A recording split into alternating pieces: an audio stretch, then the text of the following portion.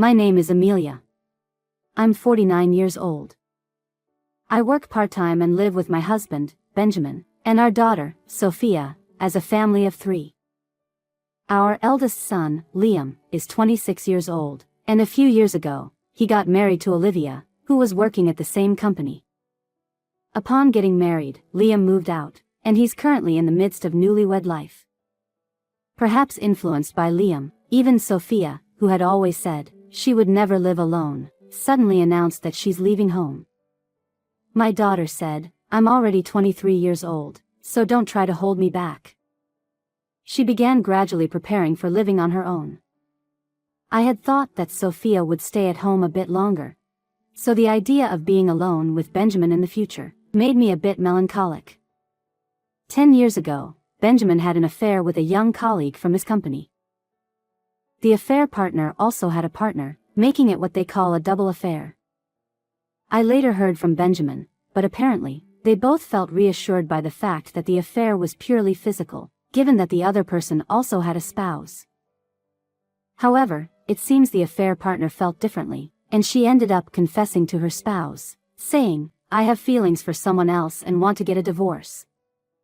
Her husband became furious and demanded a large amount of compensation from Benjamin. Feeling at a loss, Benjamin felt that he couldn't hide it any longer, so he came to me and apologized.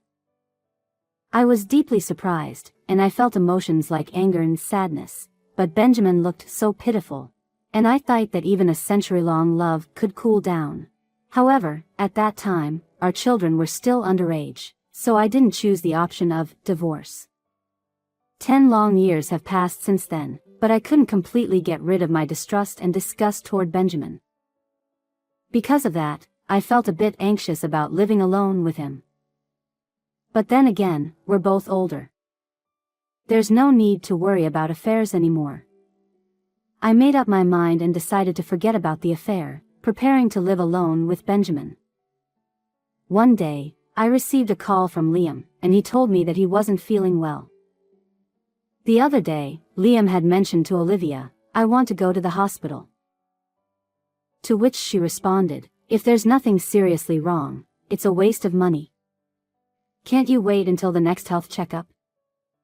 But the next health checkup is 3 months away. Liam reluctantly agreed in the end, but this wasn't the first time something like this had happened. Previously, when Liam injured his foot and wanted to go to the hospital, she told him, "It's a waste of money to go to the hospital. Just leave it alone, and it'll heal on its own." She didn't give him any money for the treatment. I felt sorry for him after hearing this, so I gave him money to go to the hospital. Sophia said, "That's a weird wife." But I hadn't seen my son and his wife recently, and I thought I couldn't judge by the testimony from just one of them. Wasn't enough to judge the situation. I transferred the money to Liam for the medical fee and decided to wait and see. Then, one day, Liam came to visit me on a long weekend. Apparently, he came by himself because his wife went on a trip with her friend. Seeing him after a long time, Liam looked thin. Moreover, he was eating so much, as if he hadn't been eating anything at all. "This is delicious. More, please." He was devouring his food like a growing boy. "Mom, I need to talk to you." After finishing the meal, Liam began to talk with a solemn expression. "What's wrong?" "Well, you see. Recently, Olivia has been buying luxury items a lot. For about a year now, Liam has been giving all his salary to Olivia, and entrusted her with managing the household finances. However, recently, she had been buying only high-end branded items that she couldn't possibly afford to buy just with his salary, and he found it strange. Around that time, when Liam looked at the bank book he had been saving money in since he was single, he found that the savings of around $30,000 he had accumulated before getting married had dwindled to less than $5,000. When Liam confronted Olivia about it, she replied, "But, you know, limited edition bags and things like that sell out quickly, so I just used a little." She didn't show any remorse and admitted to using Liam's savings. "Just a little. You've already spent over $20,000, and I've been saving it for emergencies or when we have kids. I'm really worried about our future." Seeing Liam, who had always been optimistic about everything, looking so concerned about money, I figured that they'd been facing a serious problem. I felt that I needed to talk to Olivia, so I arranged to meet her sometime later. Just then, I received a call from Benjamin, and told me that Liam had collapsed. "It's serious, Liam has collapsed. Olivia and I are with him in the ambulance. Amelia, please come quickly." I hung up the phone and hurried to the hospital. Since Liam couldn't find a job for a long time, my husband helped him to get a job at his company, and they've been working together. Therefore, when Liam collapsed at work, Benjamin and Olivia, who were at the workplace, accompanied him to the hospital. "How is Liam? Is he okay?" "Oh, Amelia, you're making such a fuss. We're in a hospital, you know. Please lower your voice." In a fluster, I entered Liam's hospital room, and Olivia said that with a smirk on her face. "Olivia. What's going on?" I questioned Olivia, who didn't seem to be worried at all, without thinking, "But, come on now, Amelia, you're overreacting." She just laughed and evaded the question. How could she be laughing when Liam has collapsed? Even Benjamin, who had sounded frantic on the phone, now seems calm, casually sipping canned coffee, and he doesn't seem to question Olivia's attitude in any way. As I thought that it was suspicious, I asked Benjamina and Olivia to leave the room, so that I could talk to Liam alone. "Liam, are you alright? What happened?" "Thanks for coming, Mom. But I just fainted a bit." "Just a bit? Maybe because I haven't been eating much lately." "Haha." Liam answered with a smile, trying not to worry me. Since Liam seemed reluctant to discuss the situation further, I decided to ask about something that had been bothering me. "Haven't you lost too much weight recently? I've been so worried. What kind of diet have you been following?" Liam lowered his gaze and awkwardly replied, "Well, you see, Olivia doesn't cook at home." It turned out that Olivia had stopped cooking altogether at some point, and recently, she had even stopped doing household chores. She only gives him $100 a month, and he had to manage all his meals for the month with that. "Mom. Where is Liam?" While I was talking with Liam, Sophia arrived at the hospital, looking anxious like me. As soon as Sophia saw Liam's face, she raised her voice and asked, "Liam, you've been saying you're not feeling well for a while. Why didn't you go to the hospital?" She confronted him with concern. As it turned out that Sophia had known that Liam wasn't feeling well long before I did. Every time she talked to him, Sophia would say, "Why don't you take some time off work? You should go to the hospital." However, Liam stubbornly refused to go to the hospital. "I have to work." Olivia switched from being a full-time worker to a part-timer, so it's not the right time for me to go to the hospital. Even though I had met him recently and sensed he wasn't well, I never imagined it would lead to him collapsing, and I blamed myself for not noticing his condition sooner. "Actually, the money you gave me for my medical expense, Olivia told me to save it and didn't let me use it." When Liam told me, both Sophia and I almost went crazy with anger. Later, when we talked to the attending physician, he told us that the cause of Liam's collapse was overwork, stress, and malnutrition. She had been depleting Liam's savings without his permission, refused to let him go to the hospital until he collapsed, and even took the money for medical bills I had given him. I couldn't believe how heartless she had been. I finally decided it was time to confront Olivia. "Wait, Mom." I was thinking. As I was leaving the hospital room to look for Olivia, Sophia stopped me. Could it be that Olivia is having an affair or something? Huh? I thought I misheard it when Sophia suddenly said that. "Well, you see, Olivia has been acting as if she doesn't care what happens to Liam. And recently, Liam had been saying that something was off with her even at work." It wasn't an entirely implausible theory. Moreover, according to Sophia, it was only in the past year that Olivia started controlling Liam's money, and stopped feeding him. It is even more recently that she stopped sending him to the hospital. Perhaps it was an action she took to be with her lover. Maybe Liam was in the way. Sophia and I decided to start by investigating the affair. I thought about asking Benjamin, who works at the same company, whether he had noticed anything suspicious about Olivia. Considering my own experience with Benjamin's affair, I figured that affair partners are often found in the workplace. "Hey, I need to talk to you." I found Benjamin in the hospital lobby, drinking coffee alone. I asked him if there were any employees at the company who seemed close to Olivia, or if he had noticed any unusual behavior. "I don't really know. I don't have much interaction with Olivia at work anyway." When I mentioned Olivia's name, Benjamin became fidgety and uneasy, clearly trying to hide something. Perhaps Benjamin knew about Olivia's affair. Her lover may be his colleague, or he has seen them having an affair. If for any reason Benjamin was being blackmailed or threatened, Liam's safety could be at risk. Feeling this way, I hurriedly bought a voice recorder and set it up in Liam's hospital room. This was a lesson I had learned from when Benjamin had an affair. Never did I imagine it would come in handy like this. It felt ironic, but right now, Liam's safety was paramount. The next day, when Liam, Sophia, and I checked the voice recorder, we found something shocking recorded on it.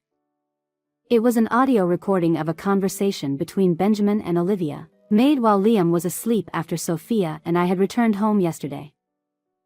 "It's not looking good. Amelia might have noticed the affair." It was an audio recording of Benjamin fussing that I had noticed, perhaps because I had probed his movements. Just as Sophia had suspected, it seemed Olivia was indeed having an affair. Meeting at work should be avoided. If this continues, this might lead to a divorce. Initially, I thought Benjamin, who knew about Olivia's affair, was warning her about it. However, Benjamin's words took an unexpected turn. "We should break up. We need to stop this affair." Stunned by his words, the three of us froze in place. What? What does this mean? Dad and Olivia. Sophia was upset and looked at my face and Liam's face alternately. Despite our bewildered state, the voice recorder continued to play, revealing one shocking statement after another. "It's unfair. After I've weakened Liam to this point, I prevented him from going to the hospital, and I didn't even give him food. I never told you to go that far. But if your wife has already found it out, there's no turning back. Let's get rid of Liam and be together." The voice recorder continued to play the conversation between Olivia, who was trying to manipulate Benjamin, and Benjamin, who was silent as if he was thinking really hard.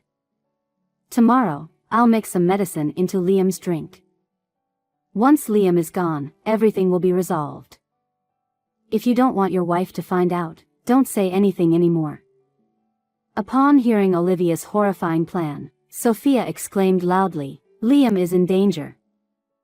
Mom, we need to call the police." Sophia's words hit me, and I consulted with the hospital staff.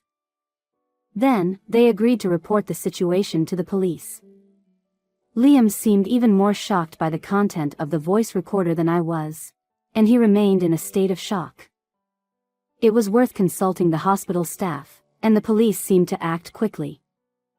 At that moment, Olivia, who had originally planned to visit Liam, appeared in his hospital room. And she was accompanied by Benjamin. As if the conversation recorded on the voice recorder yesterday never existed, they came into the hospital room in a good mood holding hands, and they looked very close. Yesterday, Benjamin had mentioned that he had work piled up due to leaving the office to be with Liam, and he didn't return home until late at night. He must have been with Olivia the whole time. I was getting angrier and angrier, wondering what he was doing while our son was in this condition. When I called out to Benjamin, who did not seem to notice me, my voice came out so low that I was surprised myself. "Benjamin." Startled by my voice, Benjamin quickly let go of Olivia's hand and stammered, "What? Were you here already? Wasn't our appointment supposed to be in 1 hour?" He seemed extremely flustered. "What? Do you have a problem with me being here early?" I asked. And no. He denied hesitantly. Watching silently, Olivia's expression seemed genuinely annoyed. Finally, the police has arrived in the hospital room. What's going on? Who are these people? Clearly not understanding the situation, Olivia initially seemed displeased. But her attitude changed when the police requested her cooperation. Olivia, can we talk? What? What have I done? Did Benjamin call you? Ha! It wasn't me. I cornered Olivia and Benjamin, who were confused and unable to understand the situation, so that they could not escape. Olivia, don't you have something to tell us? There's nothing. What is it with you two? There's nothing to talk about. I got straight to the point. You've been having an affair with my husband, and you were trying to get rid of Liam, weren't you?